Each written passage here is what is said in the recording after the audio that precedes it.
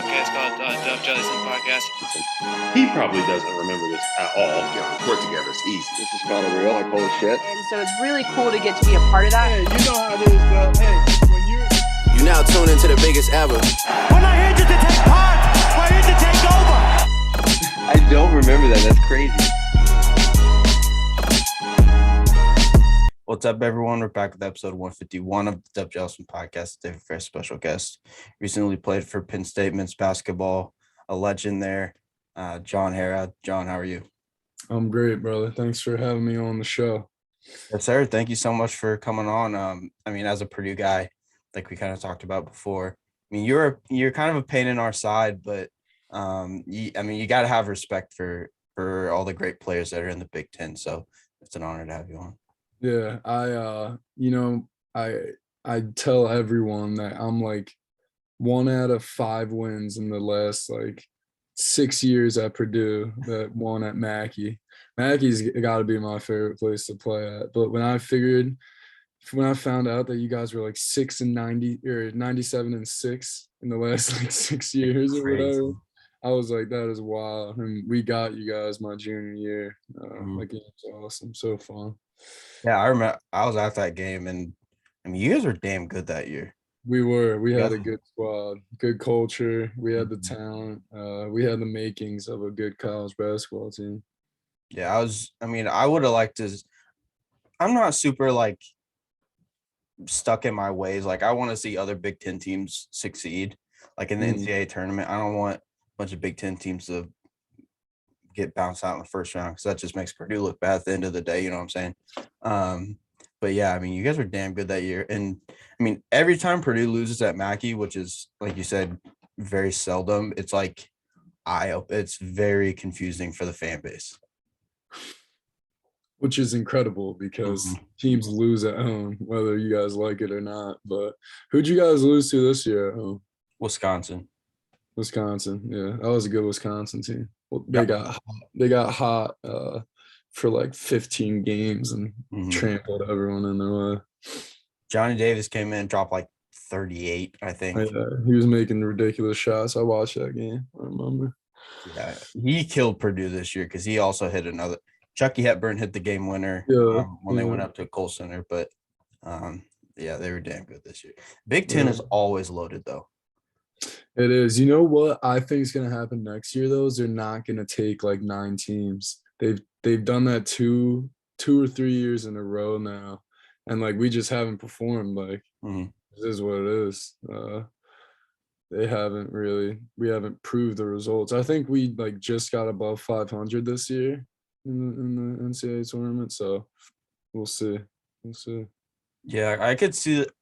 I do kind of like them taking the mid majors that are have great records.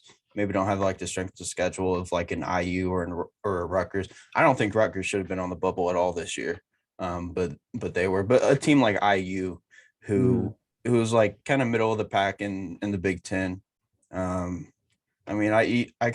could make the argument that a mid-major team that's 23-9 or something like that could get that bid in front of them. Yeah, for sure. No, I agree with that. Because, you look at someone like St. Peter's this year, you just got to get hot at the right time, and anybody can make a run. So. No, I thought we were going to on you guys in the Big Ten tournament. I thought it was possible. Mm-hmm. Who's your favorite Purdue player? My favorite? Yeah.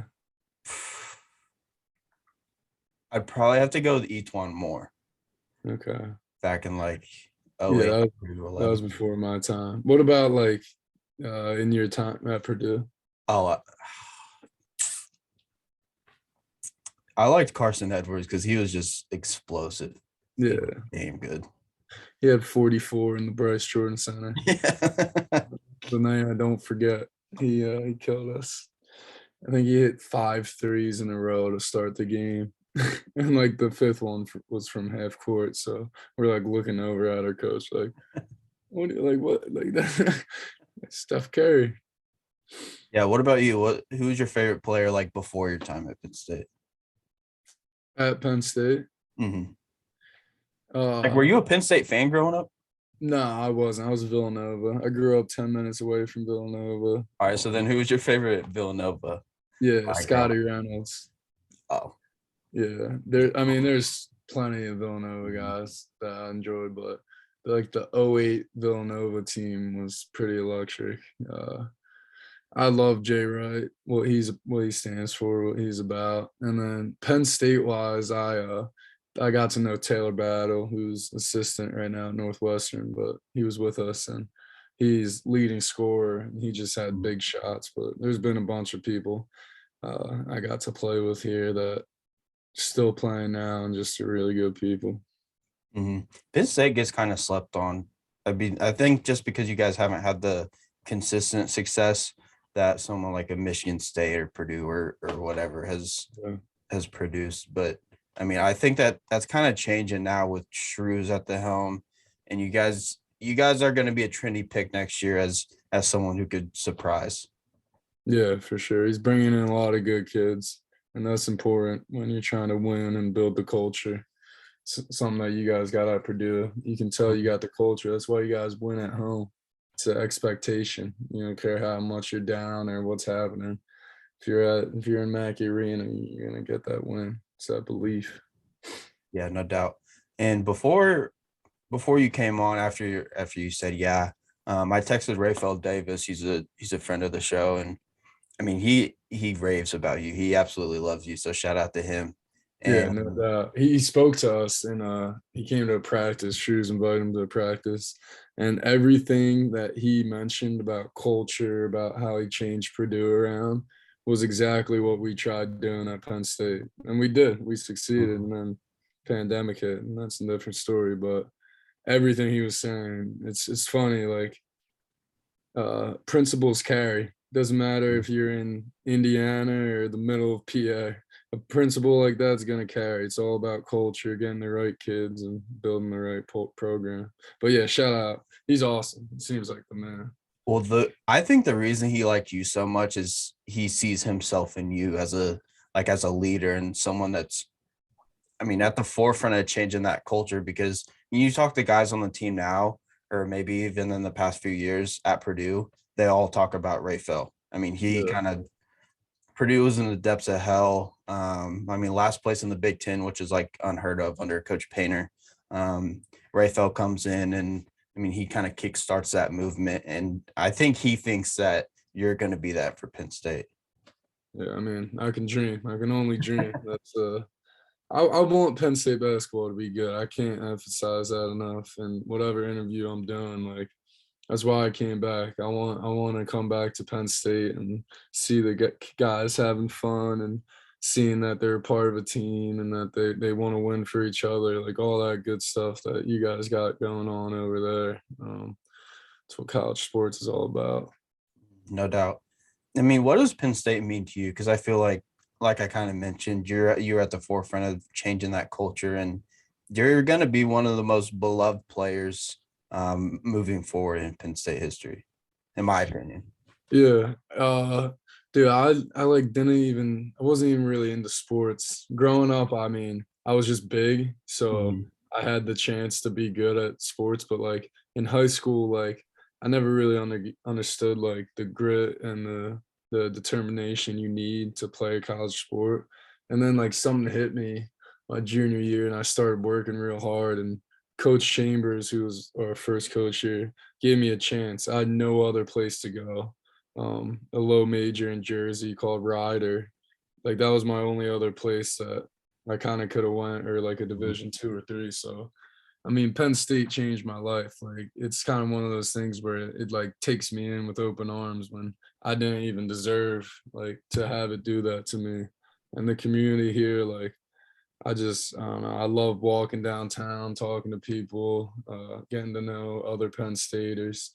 There's like something with that when you come here, you just buy into something that's bigger than yourself. And everyone wants Penn State basketball to succeed. Everyone wants the football team. Everyone wants like the art museum here to like just the buy into the community and lifting each other up. I think that's why I love Penn State so much. I mean, how do you want the Penn State fans to remember you? whether it be 20 years from now when you guys have reunions and all that stuff? I want them to remember, like, I played for them. Like, I can remember we had a chant, like, we had attitude. Coach brought it over from Villanova, Jay Wright, but it was attitude on 3.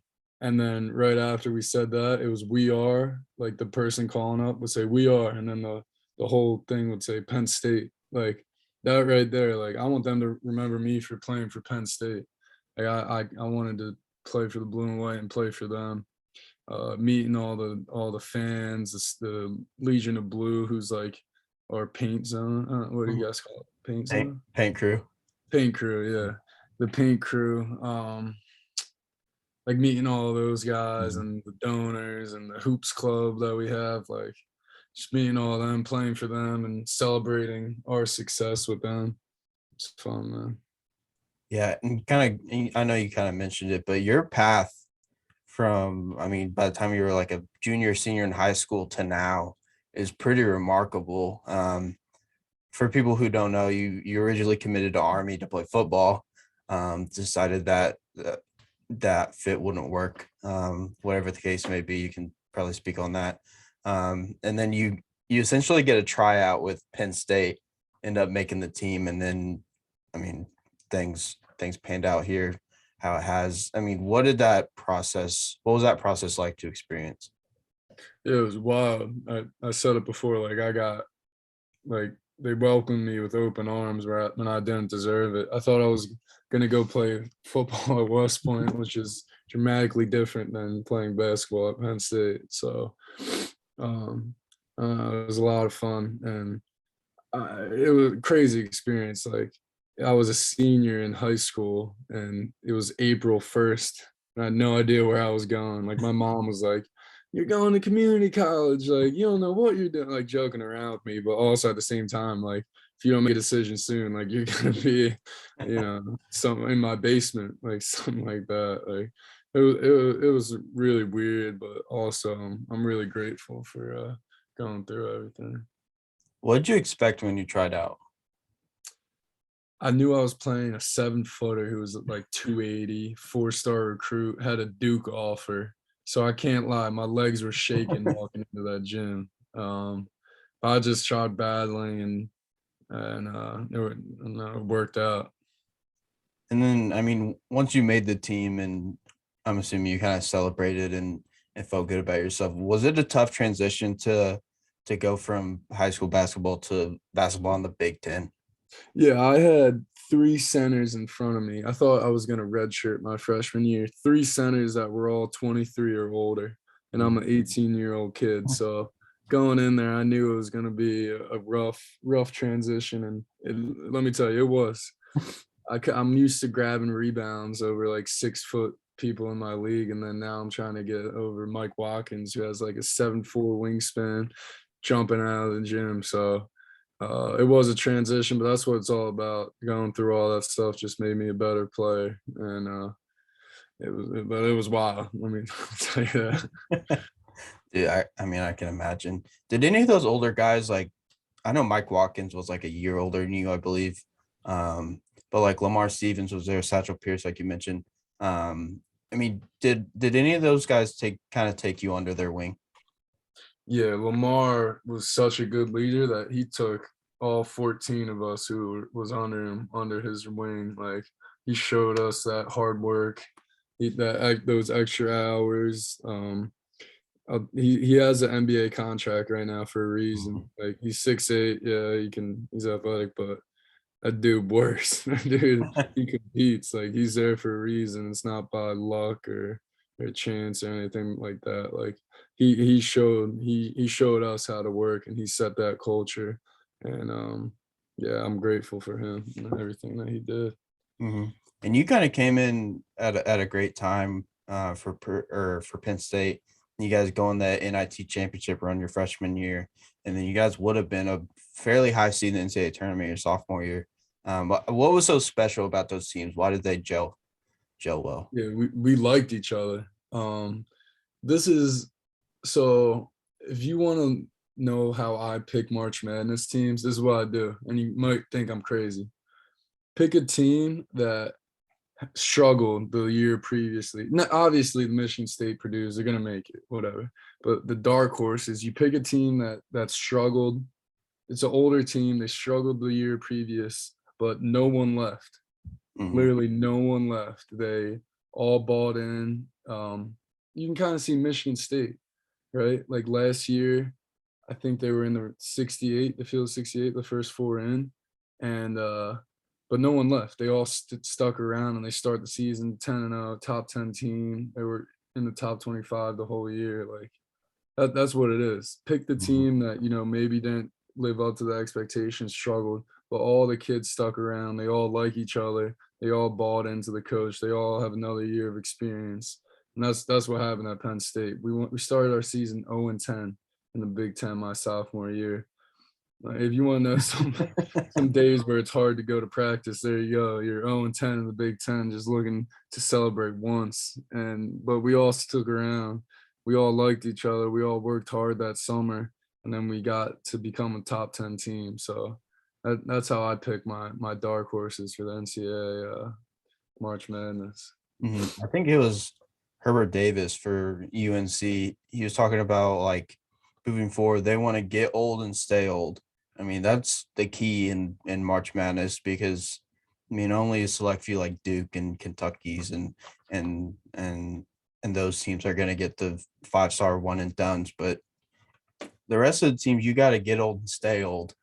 And I think all the teams of the Big Ten, that's their goal at the end of the day.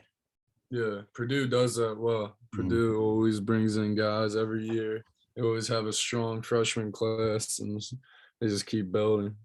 Always got that. I think maybe the one exception might be Michigan State because they do seem to get those guys that are there for a couple years, like Gary Harris and Denzel Valentine was there for a while. I mean, they had Jaren Jackson. He was a one and done, but I mean that's the only team that really gets the one and done type guys in the Big Ten on a consistent basis. Who's your favorite program outside of Purdue in the Big Ten? You? Hell no. No, I'm just kidding. Yeah, I might have. I love Shrews because he's a Purdue guy. He was at Butler with like Brad Stevens.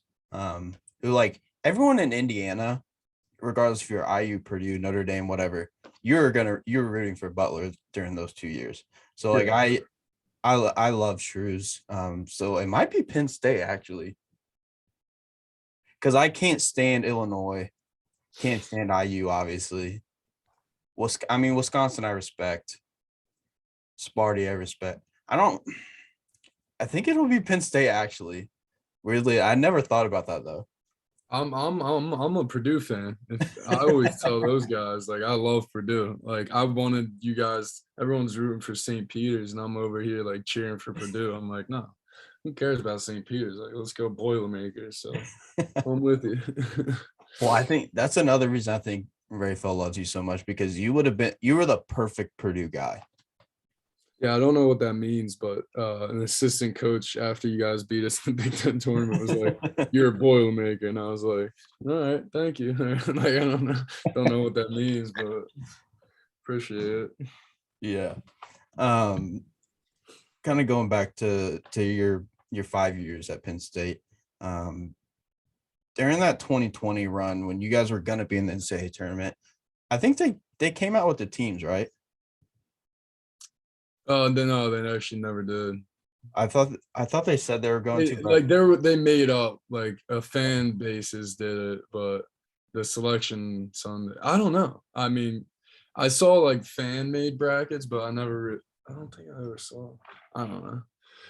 Well, I mean, is that something that still kind of bothers you now that your college career is over, that you never had the opportunity to play in the NCAA tournament? Yeah, you know what? Like, I wish I did, but man, my mom works in like a nursing home, and there was people going through way worse things with COVID than me, not playing in the NCAA tournament. But I think always having that perspective helps me, think about like, I want to play in the NCAA tournament. I want to do this year, and we didn't. But there's other things going in the world that had to happen. So it's all good.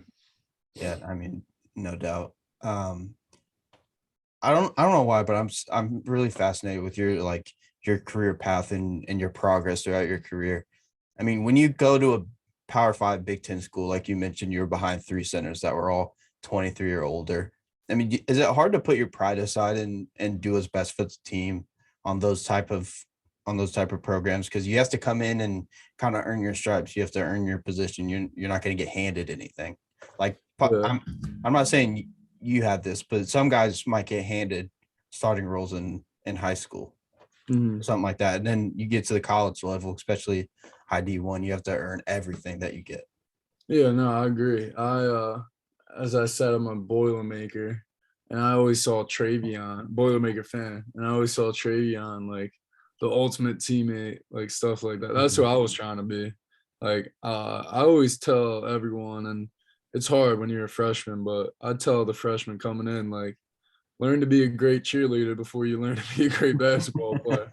Like, and I say that in a way that I just want you guys to be a part of the team, because if you're not part of the team, your head is going in all these other places. Like, you got these kids that 1,000-point scorers, could have gone to other places. But if you can't be a good teammate and cheer on and want to win, like, coach isn't going to put you in the game. You're over there sulking and being upset. Like, be involved in the team. And then maybe, what I tell people that are going into Division I sports is, like, sit down with your head coach and ask a simple question that no one asks, but, like, what do I need to do to play? Simple as that. Like, a lot of people, I feel like, just want to hear what they want to hear, and that question tells you stuff that you don't want to hear. So I wish I did it earlier in my career, but I always would try to ask. I asked Coach Shrews, like, it was February, and I had like a slump. Just wasn't playing the basketball I wanted to play. I just went into his office and I was like, I want to, like, try to play professionally. Like, he knew this, and I was like, what do I need to do? Like, I know I got to change something. And, he just told me the truth. Did I want to sit there and listen to it? Probably not. But did it need to happen for me to change and for me to improve and for me to understand? Like, yeah, it did. So I would say putting that pride and just, like, that those are what the greats do too. Like, people in the NBA, they see they're all cool and there's this whole perception. But guess what? They're coachable dudes, or else they want to be there and they want to learn and they want to put their pride. Like Lamar Stevens, he went to the Cavs. He didn't play, like, when he got there, he didn't play. He became a great cheerleader though, and now he's starting for a team that's gonna make the playoffs. Like, I don't know. There is a formula to it, is what I would say. Yeah. I mean, when did you kind of figure that out? Just that mindset. Because, I mean, your first year, you did start like 8 games. Yeah. And then, I mean, your role just kept growing. But by the time you were a senior and then a 5th year, I mean, you were one of the main guys on the squad. Yeah. My freshman year, I was really working hard, and my Mike got injured. So there was a role that needed to be filled, and I got lucky. Got the role, started playing, and man, when I tell you I was walking around campus, like, my head was the size of the whole school. Like, I thought I was hot shit. I thought I had everything figured out. And then sophomore year hits and I sucked. Like, I could not do anything. I was not helping the team. I could feel like my team, like, not having any trust in me, all that stuff. So after that sophomore year, my coach came up to me and just, like, sat me down. We had lunch, and I needed to have that conversation about what I was doing off the court, my habits, if I was watching, like, all that stuff. That's when I kind of figured it out. Like, this isn't a one-time fix. The season's long. You're going to have to sacrifice. You're going to have to really evaluate yourself. And I still don't have it figured out. Like, if I go to my next spot, maybe I have a great season, but there's going to be a time where it's like, damn, man, I can't get anything done. It's not working out for me. Maybe I think this and that, but you just got to go back to what got you there and just figure it out. ask for help. And then by the time, like I mentioned, when you were a senior in fifth year this year, I mean, how did you kind of approach that leadership role? Did you kind of model it after some guys that were there when you were getting onto campus as a freshman? Yeah, for sure. This year was a little different. We had fifth years and fourth years that played. Didn't have a freshman class, so all these guys are coming in from different schools where they were the leader, so I'm not gonna there wasn't really a culture that was set. Shrews now were setting the culture, but coming in, it was all these different leadership styles. So I think my leadership style was to let other people kind of lead, and they're grown adults now at this point. Like, they know what works for them. So my leadership style was kind of just to do that, and then when I can motivate them, when I can, always try to lead by example, step in and do that. But yeah, I would definitely say, like, going back to the earlier years, like, we had a leadership council with Lamar and all those guys where we had that culture, and that's going to take place at Penn State in the next couple of years here. So I'm excited to see how that unfolds. And kind of speaking of transfers, I mean, after the coaching changes, you could have been like a prime candidate to transfer out of Penn State, because, I mean, you were productive. A lot of schools would have been after you. And then, I mean, you don't know Shrews coming in.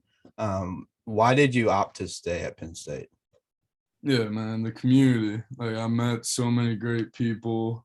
My family loves it here. We all love it here. And then, I mean, Coach Shrew is a good guy to play for. Yeah. Maybe I didn't know that. Like, he's never been a head coach before, but I think I had a gut feeling like, man, this guy knows basketball, and I'm gonna learn a lot. It's so funny, man. When I watch the NBA now, I'm like, that's Shrews play, or like Shrews runs that, like, and then they play defense. I'm like, we do that, and then they're like doing something to end a game. I'm like, we did that too. Like, all this stuff is just. And before, when I would watch, I had no clue like what they're doing.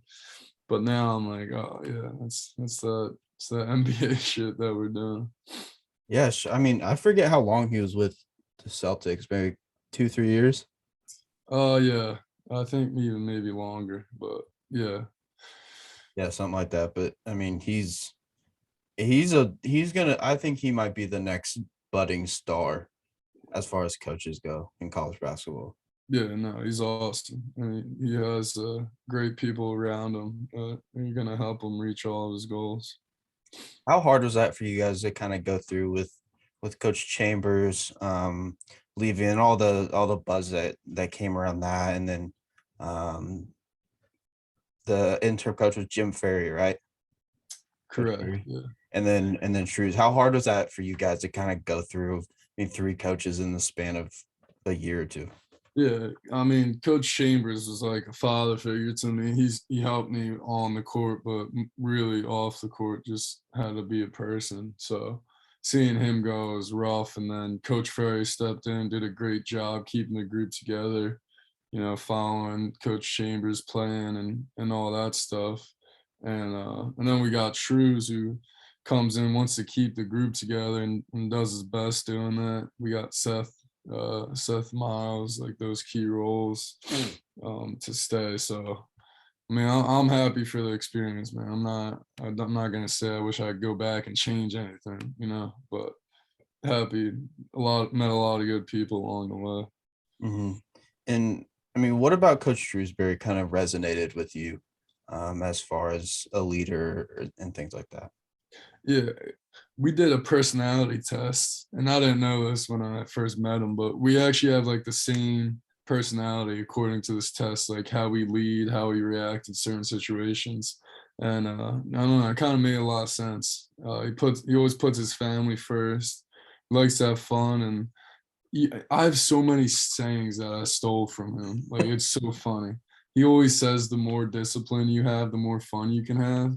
And I love that saying because I love having fun. I can't lie.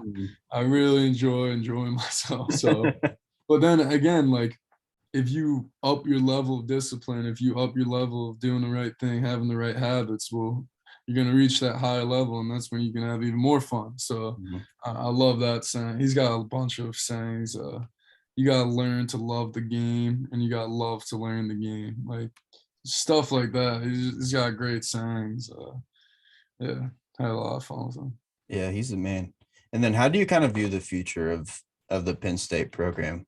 Like I said earlier, you guys are going to be a trendy pick as someone that's going to rise to the top of the conference as soon as next year. Yeah, I'm excited to see all the new kids coming in. Highest recruiting class in Penn State history. And when we had Tony Carr, Lamar Stevens, that class, like that was a pretty damn good class. So if this is even a higher, like as far as recruiting stars go, and man, it's going to be exciting, and the culture is kind of going to keep setting in and going to keep setting itself. So I'm excited to see coach's son too. Kids in the gym more than all of us combined. So it's gonna be fun. And then before I let you go, obviously we got to talk about your next steps. As you mentioned earlier, you want to pursue a professional career. Have you been kind of training for that, or looking into different avenues for how you want to start training for the combine and for maybe the summer league and all that stuff? Yeah, I've been talking with a couple of agents, trying to like get a realm of where I could end up at, and kind of, the more discipline you have, the more fun you can have. Let me tell you, I've been having my fun, so time to really settle in and focus, and I don't know, prepare for the next step moving forward. But yeah, I'm excited for it, man. If I can be around basketball until I'm using the cane, and that's the plan. And then, have you talked to any of your past teammates? I know Reeves and Lamar are in the NBA now, but even the guys that are in the G League or overseas, I know those are all three possibilities. Have you talked to any of them about kind of what to expect going through the process and everything like that? Yeah, for sure. We all help each other. I know Lamar. I don't know if you know the name Isaiah Brockington. He's at Iowa State. Yeah, he was with us at Penn State, and I'm pretty sure like Lamar's helping him out with all of his draft stuff, which is just really cool to see. Like, I think Isaiah's gonna go like second round somewhere. So I don't know. That makes me smile, dude. Like, that's what I want Penn State to be about. Like, just dudes at the higher level wanting to see other Penn Staters succeed, because that's how you build that culture. That's how you build that program. And no, it's fun. It's fun, man. Was that not there when you first came in, or were you just not like in those situations to actually see it? Yeah, I wasn't. I was too young. I never really saw it.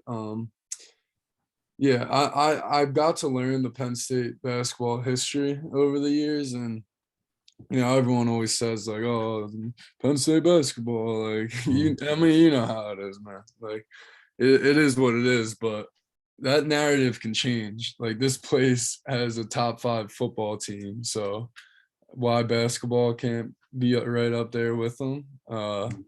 It's a question for a different guy, but I certainly believe it can.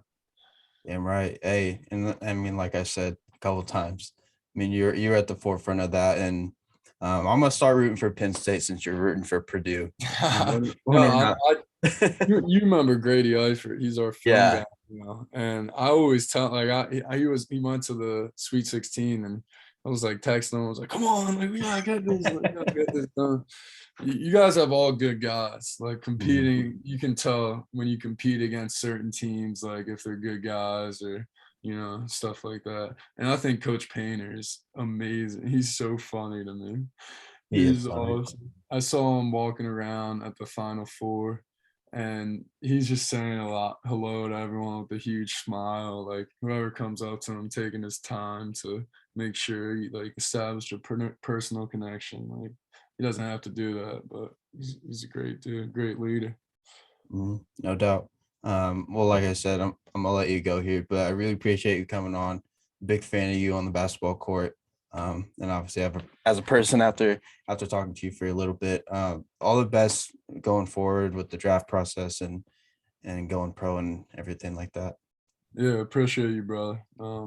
Reach out whenever you want if you need anything from me, and I'll be doing the same. Boiler up, baby. Yes, Let's go.